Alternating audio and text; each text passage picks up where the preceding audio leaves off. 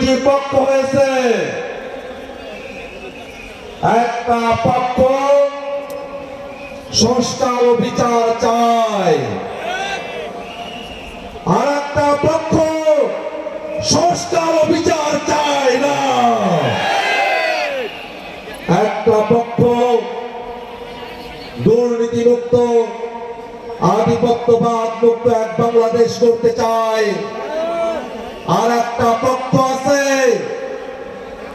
ওরা একটা গোলামীর বাংলাদেশ বানাতে চায়। এখন বাংলাদেশের জনগণকে, এই রংপুরের জনতাকে সিদ্ধান্ত নিতে হবে আমরা কোন বাংলাদেশের পক্ষে থাকব। আমরা কি গোলামীর বাংলাদেশের পক্ষে না আজাদির বাংলাদেশ? গোলামী না আজাদি, গোলামী না আজাদি, আপোষ না সংগ্রাম।